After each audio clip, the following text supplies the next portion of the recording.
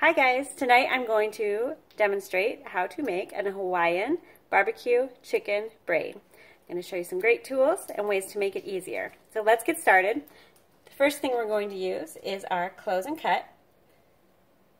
So I don't know about you, but I always end up getting chicken breasts that are a little bit difficult to cook and a little bit hard to cook because they're so thick. So you can put them in your close and cut. Some of you have probably seen me demonstrate this before. Put it in your close and cut.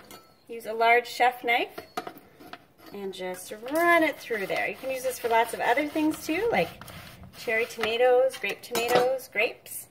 And then what happens is you get two nice, easy to season, easy to cook chicken breast halves.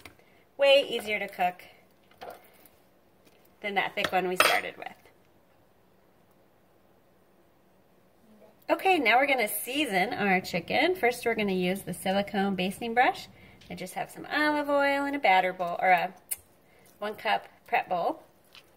I'm just going to quick give that a little oil so it doesn't stick to our grill pan. And give them a quick season. This is our bamboo salt and pepper grinder, but the new one is stainless steel. And that is really a pretty item. I have not upgraded mine yet. So I'm going to move these over to my grill pan and press. Give you a little idea of what that looks like. It's hot. It's been warming up. There's the pan. Here's the press.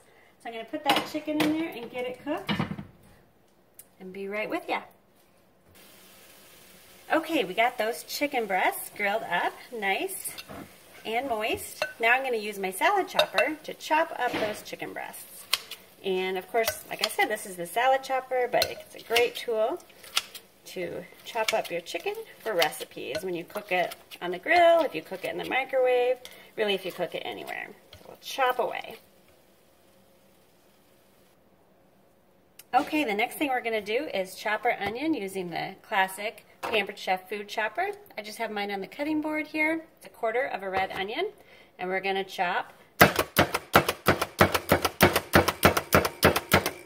as easy as that, and we have a nice fine chop. We're going to add that to our chicken as soon as we drain the pineapple. So for the pineapple, just want to remind you how easy it is to open cans with our Pampered Chef can opener.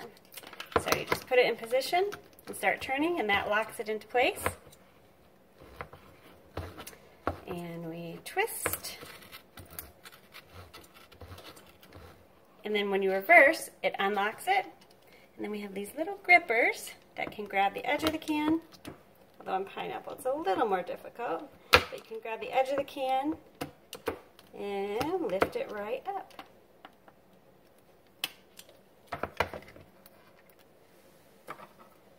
Okay, and then our last ingredient is going to be our grated cheese. And we need about 4 ounces of grated cheese. So we're going to use the microplane. I'm going to move my onion out of the way. And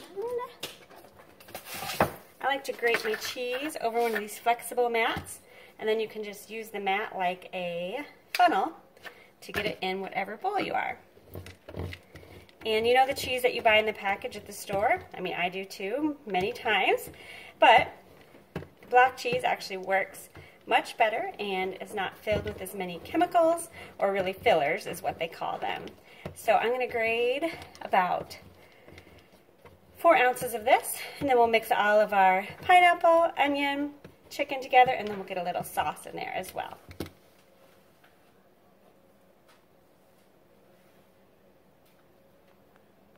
Okay, one more cool little tool I wanted to show off as I get this prep ready is this little can strainer. So it's great for things like pineapple, tuna, because you can press it into the bottom of the can and just drain away.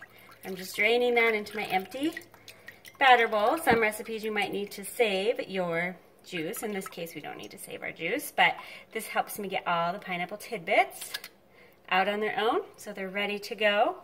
So this little number is the can strainer. All right, now we're ready to mix it all up. I'm going to move my juice out of the way. I've got my chicken. We're going to put the pineapple tidbits in there. Better grab a spatula to do so. You can use one of our mix and scrapes. We are going to put the red onion in there. There we go. This is making our filling for our Hawaiian barbecue chicken braid. Got my chicken all nice and chopped. We need to put our cheese in there. And then we also need to put half a cup of barbecue sauce. So, one cool tool that I can't live without is this can opener or jar opener. So this V can fit any size lids, from nail polish to a huge applesauce jar. I'm just using it here on the little lid of my barbecue sauce. You just put it in there and give it a twist. It gives you a lot more leverage than what you have otherwise. Oops, don't have it quite in there all the way. Actually, it opened so easy I didn't even realize it was open. There you go, and I'm going to use my Easy Read measuring cup and measure half a cup of barbecue sauce in there. There we go. All right, now I'm going to mix that in with my chicken, pineapple, and red onion. Okay, this is starting to smell really tasty. Stir that up.